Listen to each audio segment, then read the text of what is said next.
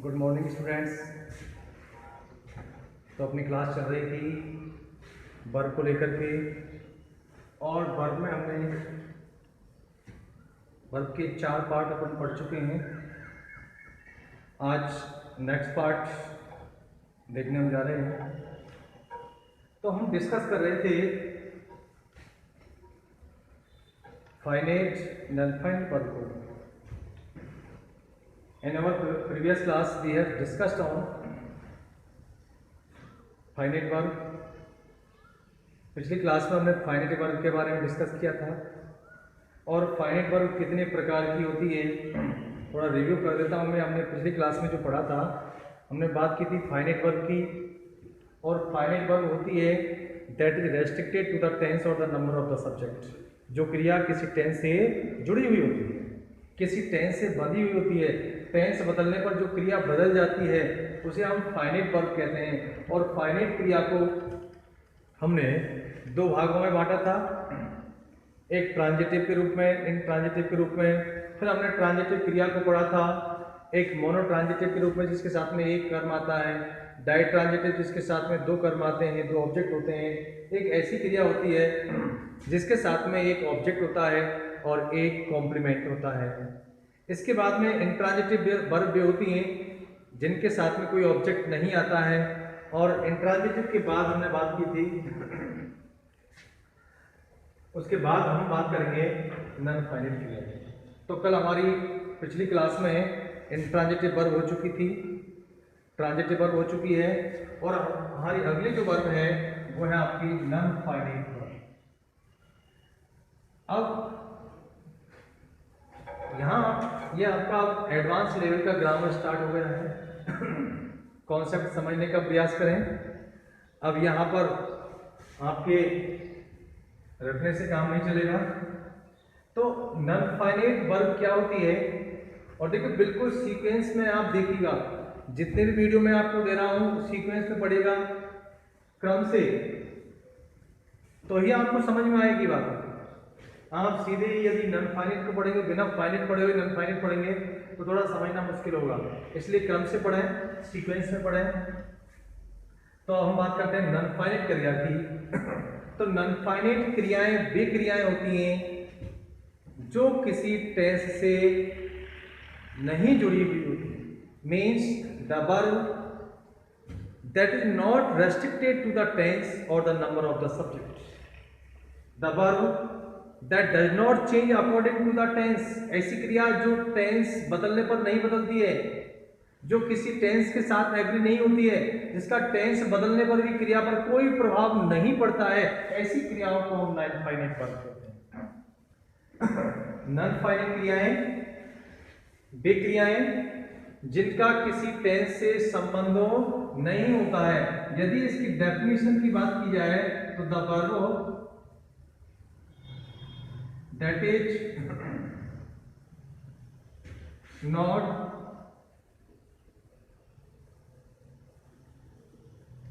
restricted to the tense or the number of subject।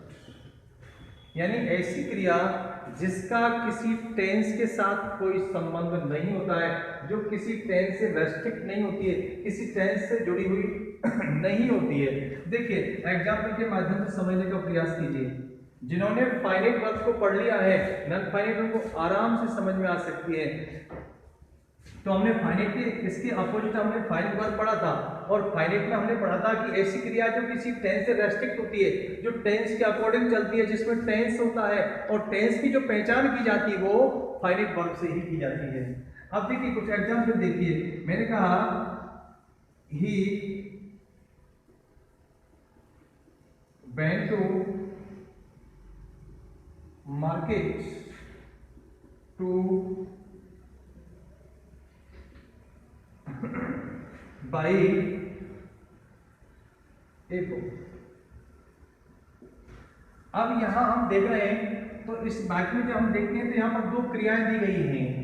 एक क्रिया हम देख रहे हैं वेंट, और हमारी दूसरी क्रिया होती है टू बाई। अब देखिए जब मैंने बेंट की बात की तो बेंट में क्रिया का सेकंड फॉर्म आ रहा है, और क्रिया का सेकंड फॉर्म में इसका मतलब है the verb is limited to a tense, it is restricted to a tense, ये वर्ब किसी टेंस से जुड़ी हुई है। जब मैंने यहाँ पर बात की टू प्लस फर्स्ट फॉर्म की, यहाँ पर क्रिया दी गई है टू प्लस फर्स्ट फॉर्म दिया हुआ है, यहाँ पर भी एक वर्ब है और यहाँ पर टू के साथ में क्रिया का पहला फॉर्म दिया गया है, वर्ब ये भी है। लेकिन यदि टेंस की बात की जाए तो यहाँ तो एक क्रिया किसी टेंस से जुड़ी हुई है, जबकि ये क्रिया किसी टेंस से जुड़ी हुई नहीं है। बात समझ में आई?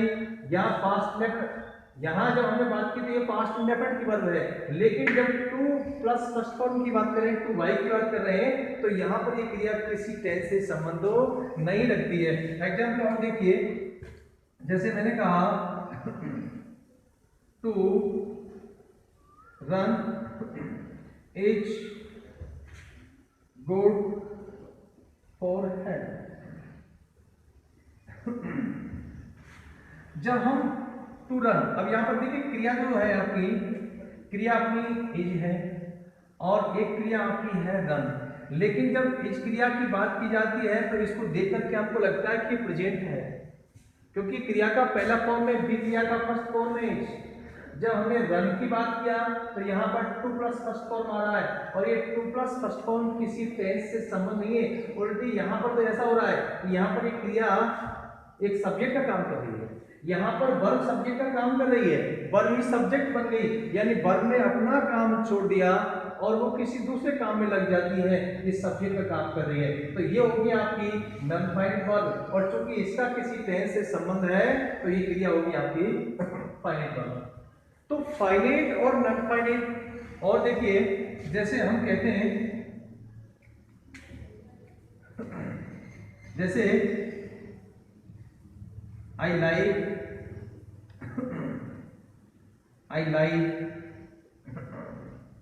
Teaching, I like teaching. जब हमने बात की टीचिंग की, जब हम बात कर रहे हैं टीचिंग की, तो हमारे दिमाग में कभी कभी भ्रांति हो जाती है कि टीचिंग जो यहाँ पर आ रहा है कि इसमें तो कंटिन्यूअस टेंस है, लेकिन सोचिए यहाँ पर जब लाइक वर्ब की बात आती है तो ये लाइक क्रिया तो किसी टेंस से जुड़ी हुई है, क्योंकि प्रेजेंट इंडेफिनिट है, क्रिया की फर्स्ट फॉर्म आ रही है।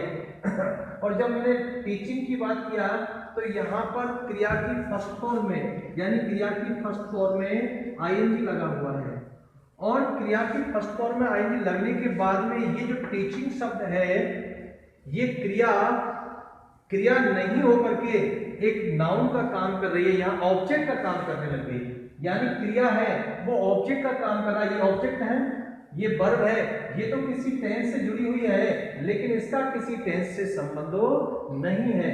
तो मैं कह सकता हूं कि ऐसी क्रियाएं जिनका किसी टेंस से संबंध नहीं होता है, क्रियाओं को हम नॉन फाइनाइट वर्ब कहते हैं। तो बात सुनिएगा कि वे क्रियाएं जिनका किसी टेंस से संबंध नहीं होता है, वे क्रियाएं जो किसी टेंस से संबंध नहीं रखती हैं, ऐसी क्रिया टेंस बदलने पर प्रभावित नहीं होती है। टेंस भले ही बदल जाए, सब्जेक्ट बदल जाए, सब्जेक्ट का नंबर बदल जाए, लेकिन क्रिया प्रभावित नहीं होती है। ऐसी क्रियाओं को हम नॉन फाइनाइट वर्ब कहते हैं। यानी नॉन फाइनाइट क्रियाओं का टेंस से कोई संबंध नहीं होता है, फाइनाइट क्रियाओं का टेंस से संबंध होता है। अब यहां पर एक उदाहरण देखिए, जब हम टेंसों की बात करते हैं, आगे जब हम टेंस पढ़ेंगे तो मैं आपको समझाऊंगा।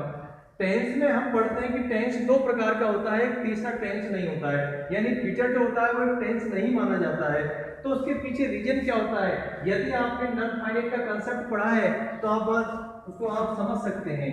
देखो टेंस जो होते हैं वो दो प्रकार के होते हैं, तीसरा जो होता है यानी फ्यूचर जो होता है, फ्यूचर जो होता है, फ्यूचर, इस फ्यूचर टेंस को टेंस नहीं माना जाता, यानी फ्यूचर को एक टेंस नहीं माना जाता है। अब क्यों नहीं माना जाता है उसके पीछे मैं आपको एक तर्क देता हूं। देखिए फ्यूचर में क्या होता है, सेल और बिल दिया हुआ होता है, और सेल और विल के बाद क्रिया की फॉर्म आती है, यानी क्रिया आती है। और हम जो टेंस की जो पहचान करते हैं वो किसी क्रिया से करते हैं। यानी इस वाक्य में हम देख रहे हैं कि यहाँ पर टेंस की पहचान किससे हुई है, वेंट से। यहाँ पर टेंस की पहचान किससे हो रही है, तो क्रिया से। यहाँ पर टेंस की पहचान, इसका मतलब टेंस का संबंध होता है क्रिया से, और फिर क्रिया जिसका टेंस से संबंध होता है वही क्रिया फाइनाइट कहलाती है। इसका मतलब ये हुआ कि फाइनाइट क्रिया किसी टेंस की वर्ब होती है। अब देखिए मॉडल जब हम पढ़ते हैं तो मॉडल का नियम होता है कि मॉडल के बाद आने वाली क्रिया, यानी सेल और विल एक मॉडल है, और सेल विल के बाद जो भी वर्ब आएगी वो क्रिया जो होगी वो नॉन फाइनाइट की होती है। नियम हो गया अपना कि मॉडल जो होगा, मॉडल के बाद आने वाली जो क्रिया होगी वो नॉन फाइनाइट होगी, अर्थात ऐसी होगी जिसका किसी टेंस से संबंध नहीं होगा। अब जैसे उदाहरण देखिए, जैसे he will teach our class, वह हमारी कक्षा पढ़ाएगा। अब देखिए यहाँ पर क्रिया की बात करें हम तो क्रिया टीच है, और यहाँ पर एक क्रिया दी हुई है विल। अब विल जो है तो देखिए स्टूडेंट, ये जो विल है ये तो एक मॉडल हो गया, विल एक मॉडल है, और विल के बाद जो भी क्रिया आ रही है, अब बात यहाँ पर ये क्रिया की। अब बताइए कि ये क्रिया कैसी होगी, तो मैं आपको पहले बता चुका हूं कि ये मॉडल, और मॉडल के बाद आने वाली क्रिया हमेशा नॉन फाइनाइट की होगी। तो देखिए ये विल आपका मॉडल हो गया, और विल के बाद जो भी वर्ब आएगी वो कैसी वर्ब आएगी, नॉन फाइनाइट की आएगी। यानी मॉडल के बाद आने वाली क्रिया हमेशा नॉन फाइनाइट की होगी। तो ये टीच जो है वो टीच कैसी वर्ब है, टीच एक नॉन फाइनाइट वर्ब है। तो सोचिए क्या ऐसे टीच क्रिया के अंदर कोई टेंस होगा, क्या ये क्रिया किसी टेंस से संबंध रखती है, नहीं रखती। क्यों, क्योंकि ये नॉन फाइनाइट वर्ब है। और नॉन फाइनाइट कौन सी होती है, बार बार कह रहा हूं, वे क्रियाएं जिनका किसी टेंस से संबंध नहीं होता है, अर्थात ये एक ऐसी क्रिया होगी जिसका किसी टेंस से संबंध नहीं होता है। और चूंकि फ्यूचर के अंदर सेल विल आता ही है, और सेल विल के बाद हमेशा नॉन फाइनाइट आती है, तो इस प्रकार से हम कह सकते हैं कि फ्यूचर एक टेंस नहीं होता है। तो ये बात समझ में आई होगी। अब मैं अपने कॉन्सेप्ट पर आता हूं कि नॉन फाइनाइट क्रियाएं वे होंगी जिनका किसी टेंस से कोई संबंध नहीं होता है। अब हम बात करते हैं आगे की। अब ये नॉन फाइनाइट क्रियाएं चलो टेंस से संबंध नहीं रखती हैं, तो इन क्रियाओं का जब हम क्लासिफिकेशन करते हैं, यानी क्लासिफिकेशन करते हैं, क्लासिफिकेशन ऑफ नॉन फाइनाइट,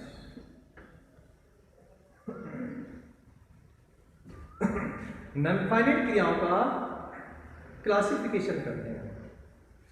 तो नॉन फाइनाइट जो क्रियाएं होती हैं ये 3 प्रकार की होती हैं, यानी नॉन फाइनाइट क्रियाएं 3 प्रकार की होती हैं। एक होती है इन्फिनिटिव, बहुत महत्वपूर्ण टॉपिक है, कंपटीशन लेवल, आपको 10th क्लास से लेकर के कंपटीशन लेवल पर सभी के लिए बहुत इंपॉर्टेंट टॉपिक है। इन पर, इस क्रिया पर बहुत सारे टॉपिक आधारित हैं। यदि आपने नॉन फाइनाइट को पढ़ रखा है तो आपका टेंस का कॉन्सेप्ट बहुत आसानी से समझ में आएगा। आपको क्रियाएं, आपको यानी पैसे बहुत अच्छी प्रकार समझ में आ जाएगा, नरेशन आपको बहुत अच्छा समझ में आएगा। जब आप सिंथेसिस एनालिसिस पढ़ेंगे तो वो भी आपको बहुत अच्छे समझ में आएगा। यानी सेंटेंस जब हम पढ़ेंगे सिंपल, कंपाउंड, कॉम्प्लेक्स, वो आपको इसी पर आधारित होगा। जब आप क्लोज पढ़ोगे तो क्लोज भी इन्हीं टॉपिकों पर आधारित होगा। तो ध्यान से समझिएगा। तो मैंने कहा क्लासिफिकेशन हम करते हैं, तो जब हमने क्लासिफिकेशन किया, जब हमने नॉन फाइनाइट वर्ब का क्लासिफिकेशन करते हैं तो नॉन फाइनाइट क्रियाएं 3 प्रकार की होती हैं, इन्फिनिटिव, और दूसरी होती है जीरंट, और तीसरी होती है अपनी पार्टिसिपल। तीसरा होता है पार्टिसिपल। यानी जब हमने नॉन फाइनाइट क्रिया को क्लासिफाई किया, जब हमने इनको बांटते हैं, यानी non finite verbs are divided into 3 parts. इनके 3 भागों में हमने बांटा है. First one is infinitive, second one gerund और थर्ड वन इज पार्टिसिपल. अब व्हाट इज इन्फिनेटिव? इन्फिनेटिव क्या होता है? बहुत पढ़ते हैं, बहुत सुनते हैं और कई बार बहुत सारे क्वेश्चन पूछे जाते हैं. बहुत महत्वपूर्ण सी चीज है इन्फिनेटिव. इन्फिनेटिव क्या होता है? देखिए, क्योंकि ये बात तो हमको समझ में आ रही है, क्योंकि ये जितनी भी क्रियाओं की भी बात कर रहा हूँ, चाहे इन्फिनेटिव की बात करूँ, चाहे हम जीरेंड की बात करें, चाहे हम पार्टिसिपल की बात करें, ये ऐसी क्रियाएं हैं इनका टेंस से कोई मतलब नहीं होगा. यानी ये क्रिया किसी टेंस से रिलेटेड नहीं होती हैं. और टेंस से रिलेटेड नहीं होती हैं, इसका मतलब यह है कि ये क्रिया अपना खुद का काम छोड़ करके, ये अपने खुद का गुणधर्म छोड़ करके किसी दूसरे काम में लग जाती है. जैसे हम इन्फिनेटिव की बात करता हूं, तो इन्फिनेटिव क्या होता है? देखिए, इन्फिनेटिव का मतलब होता है टू के साथ में क्रिया का फर्स्ट फॉर्म. यानी कोई भी क्रिया होगी और वो क्रिया टू प्लस फर्स्ट फॉर्म ले लेती है. जब कोई क्रिया टू प्लस फर्स्ट फॉर्म ले रही हो और टू प्लस फर्स्ट फॉर्म लेकर के वो संज्ञा नाउन का काम करने लग जाती है. अभी हम इनका एक सामान्य परिचय पढ़ रहे हैं, फिर हम एक एक पर डिटेल में हम पढ़ेंगे. तो इन्फिनेटिव क्या है? इन्फिनेटिव का मतलब होता है जब कोई क्रिया टू प्लस फर्स्ट फॉर्म लेकर के वो संज्ञा का काम करने लग जाए, उसे हम इन्फिनेटिव कहते हैं. यानी इन्फिनेटिव जो होगा वो किसी क्रिया से बनाया जाता है और क्रिया को किस में कन्वर्ट किया जाएगा? एक वर्ब जो होगी वो वर्ब नाउन में कन्वर्ट हो जाती है. यदि हमें किसी क्रिया को एक संज्ञा की तरह काम में लेना है, यानी infinitive is a verb which functions as a noun. यानी इन्फिनेटिव एक वर्ब होती है, लेकिन वो वर्ब किसके रूप में काम करती है? एक संज्ञा के रूप में काम करती है. यानी कोई क्रिया और उसका जो फॉर्म होता है टू प्लस फर्स्ट फॉर्म होता है. Mean a verb with to plus first form functions as a noun. कोई क्रिया टू प्लस फर्स्ट फॉर्म के साथ जब वो नाउन का काम करने लग जाती है, उसे हम इन्फिनेटिव कहते हैं. अब देखिए एग्जाम्पल देखिए, मैंने कहा टू लाफ. आपने पढ़ा होगा जेनेट रेंट की एक फेमस फॉर्म है to laugh as a risk. To laugh as a risk. यदि अब हम टू लाफ की बात कर रहे हैं तो लाफ एक वर्ब है, लेकिन यहाँ पर स्ट्रक्चर क्या बन रहा है? टू के साथ में क्रिया की पहली फॉर्म, और ये टू के साथ में क्रिया की पहली फॉर्म काम किसका कर रही है? काम कर रही है सब्जेक्ट का. यानी यहाँ पर टू प्लस फर्स्ट फॉर्म जो है वो सब्जेक्ट का काम कर रहा है. यानी क्रिया अपना खुद का काम नहीं करके किसी दूसरे काम में लग गई. क्रिया ने अपना काम छोड़ दिया और अपना काम छोड़ करके किस काम में लग गई? कि वो संज्ञा का यानी सब्जेक्ट का काम कर रही है, और सब्जेक्ट का काम कर रही है यानी वो वर्ब है, यानी वो एक नाउन है. और देखिए सी लाइक्स टू टी, टू टॉक. उनसे बातचीत करना पसंद है. She likes to talk. अब देखो यहाँ पर यदि मैं ऑब्जेक्ट की बात करता हूँ, इस वाक्य में जब हम ऑब्जेक्ट की बात करते हैं तो इस वाक्य में इस लाइक क्रिया का जो ऑब्जेक्ट है वो टू टॉक है. यानी यहाँ पर टू प्लस फर्स्ट फॉर्म जो है वो एक ऑब्जेक्ट का काम कर रहा है. तो इस प्रकार से जब कोई क्रिया अपना खुद का कार्य छोड़ करके, अपना खुद का काम छोड़ करके एक नाउन का काम करने लग जाती है, उसे हम इन्फिनेटिव कहते हैं. इन्फिनेटिव कितने प्रकार का होता है वो अभी डिटेल में हम बात करेंगे. फिर मैं बात करता हूं जीरेंड को लेकर के. तो जीरेंड क्या होता है? देखिए, जीरेंड जो होता है वो भी किसी क्रिया को, यानी कोई वर्ब होगी, एक वर्ब, और वर्ब में आईएनजी लगा दिया जाता है. यानी कोई क्रिया फर्स्ट फॉर्म में आईएनजी लेकर के और वो क्रिया नाउन की तरह काम करने लग जाती है. बात दोनों की समान है. यहाँ पर टू प्लस फर्स्ट फॉर्म लेकर के क्रिया काम कर रही है, जबकि जीरेंड में एक क्रिया अपने साथ आईएनजी लेकर के वो संज्ञा का काम करने लग जाती है. यानी कोई भी क्रिया होगी, मैंने कहा स्मोकिंग, हमने कहा smoking is injurious to health. Smoking जो है क्रिया की फर्स्ट फॉर्म में आएगी है अब ये जो क्रिया है, अब यहां पर इसका किसी टेंस से मतलब नहीं है। ये जो क्रिया है सब्जेक्ट का काम कर रही है, ये क्रिया सब्जेक्ट का काम कर रही है, यानी क्रिया की फर्स्ट फॉर्म में आईएनजी लगा हुआ है, और ये क्रिया जब सब्जेक्ट का काम कर रही है तो मैं कहूंगा यह एक नाउन है। यानी कोई भी क्रिया जब अपने साथ आईएनजी लेकर के एक संज्ञा की तरह काम करने लग जाती है तो उसे हम जिरंड कहते हैं। और देखिए मिस्टर रॉय लाइक्स स्मोकिंग। अब यहां पर स्मोकिंग को देखिए, mister Roy likes smoking. Smoking जो शब्द है ये इस लाइक क्रिया का ऑब्जेक्ट है, तो वर्ब स्मोकिंग वर्ब है जिसमें आईएनजी लगा हुआ है, और स्मोक में आईएनजी लगने के बाद में ये क्रिया अब क्रिया नहीं है, इसका किसी टेंस से कोई संबंध नहीं है, ये क्रिया एक ऑब्जेक्ट का काम कर रही है, तो हम इसे कहेंगे ये, इसी को हम कहेंगे जिरेंड। तो जिरेंड का काम क्या होता है?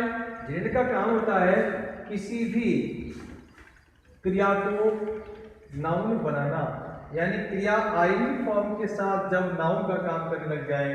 इन्फिनेटिव का काम क्या होता है? इन्फिनेटिव का काम होता है किसी क्रिया को नाउन बनाना, यानी टू प्लस फर्स्ट फॉर्म के साथ क्रिया नाउन का काम करती है। और तीसरी बात करते हैं हम पार्टिसिपल को लेकर के। ये पार्टिसिपल क्या होता है? तो देखिए पार्टिसिपल की जब हम बात करते हैं तो पार्टिसिपल जो होता है, ये पार्टिसिपल एक एडजेक्टिव होता है। देखो ऊपर हमने देखा कि जिरेंड क्या करेगा? जिरेंड में किसी क्रिया को नाउन बनाएगा। इन्फिनेटिव क्या करेगा? किसी क्रिया को नाउन बनाएगा। जबकि पार्टिसिपल क्या करेगा? पार्टिसिपल किसी क्रिया को एडजेक्टिव में बदलता है। यानी जब कोई क्रिया एक वर्ब का काम छोड़ करके, वो वर्ब का कार्य नहीं करेगी, वर्ब का काम छोड़ करके जब वो एक विशेषण का काम करने लग जाती है, जब एडजेक्टिव का काम करने लग जाती है, उसे हम पार्टिसिपल कहते हैं। देखिए एग्जाम्पल के माध्यम से समझिए। मैंने कहा I saw a dog running after a cat. I saw a dog running after a cat. तो देखिए यहां जब मैंने saw की बात किया तो ये सी क्रिया का सेकंड फॉर्म है। जब ये सी का सेकंड फॉर्म है तो पास्ट इंडेफिनिट। जब हम बात कर रहे हैं रनिंग की, तो रनिंग जो है, रनिंग का किसी टेंस से संबंध नहीं है, लेकिन रनिंग जो शब्द आ रहा है वो डॉग के लिए आ रहा है। मैंने एक कुत्ते को देखा जो कुत्ता दौड़ रहा था, इसका मतलब ये रनिंग क्रिया किसको मॉडिफाई कर रही है? इस डॉग को मॉडिफाई कर रही है, क्योंकि डॉग एक नाउन है और नाउन को ये मॉडिफाई कर रही है। इसलिए इस क्रिया ने किसका कार्य किया? एक एडजेक्टिव का काम किया। यानी जब कोई क्रिया एडजेक्टिव की तरह कार्य करती है उसे हम पार्टिसिपल कहते हैं। तो तीनों में अंतर समझ में आया? इन्फिनेटिव क्या होता है? इन्फिनेटिव किसी क्रिया को संज्ञा बनाने का कार्य करता है। जब कोई क्रिया if a verb with 2 plus first form functions as a noun is called infinitive. Gerund, when a verb with ing form functions as a noun is called gerund. और पार्टिसिपल जो होगा, पार्टिसिपल इज एन एडजेक्टिव। ये adjective होता है, किसी क्रिया से बनाया जाता है, किसी क्रिया से एडजेक्टिव बनाया जाता है। और पार्टिसिपल को जब हम आगे इलाबोरेट करते हैं तो पार्टिसिपल 3 प्रकार के होते हैं।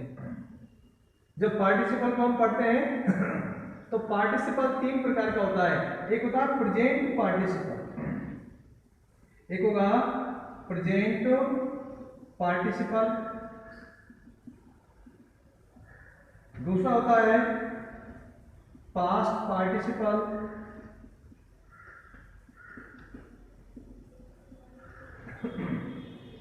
और तीसरा होता है परफेक्ट पार्टिसिपल।